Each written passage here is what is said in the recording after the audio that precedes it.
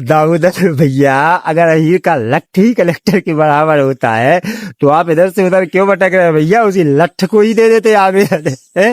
बिल्कुल साथियों, देख रहे हैं आप किस प्रकार से हमारे दामोदर भैया के अंदर की सामंतवादी सोच बाहर निकल के आई है।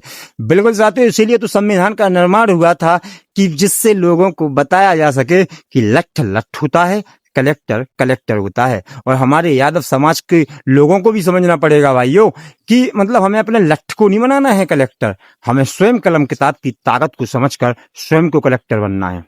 और बिल्कुल साथियों, हम देख रहे हैं किस प्रकार से दामोदर यादव जी धीरेन्द्र शास्त्री की धर्म की यात्रा को रोकने के लिए स्वयं को कृष्णवंशी बताते हैं और धीरेन्द्र शास्त्री को सुदामा, और वहीं पर लठ लेने की भी बात करते हैं। समझ रहे? और बिल्कुल साथियों, किस प्रकार से कृष्ण भगवान ने सुदामा के पैर धोए तक थे। बिल्कुल साथियों, समझना पड़ेगा इस बात को भी हमें, अगर हम धर्म को मानते हैं और ये स्वयं को कृष्णवंशी बता रहे हैं तो। और हमें ये भी समझना पड़ेगा कि ये बताते हैं कि अरे हम तो अम्बेडकरवादी हैं, संविधान को मानने वाले व्यक्ति हैं।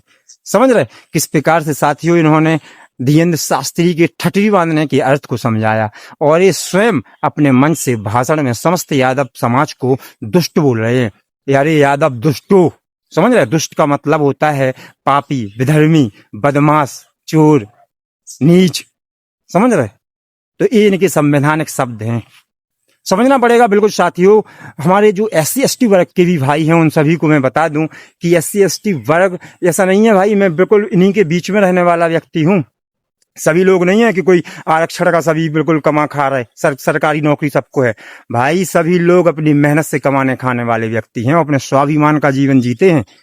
समझ रहे? तो ये समझते हैं भाई कि हम पावर दिखाएंगे कि अरे हम लठ वाले यादव, हम पावर वाले, तो इन्हें लगता है कि SC ST वर्ग के लोग दबे कुचले हैं और उनका ये वो उठाएंगे फायदा। तो जैसा हम पाखंडवाद को समझ रहे हैं मेरे भाइयों, ऐसे ही हमें इसको बहरूपवाद को भी समझना है और इनका भी विरोध करना है भाई कि किस प्रकार से हमें छलने के लिए आए हैं। बिल्कुल समझना पड़ेगा मेरे भाइयों। आप सभी से यही कहूंगा, समझदार बने, जागरूक बने, लेकिन मूर्ख ना बने। बिल्कुल।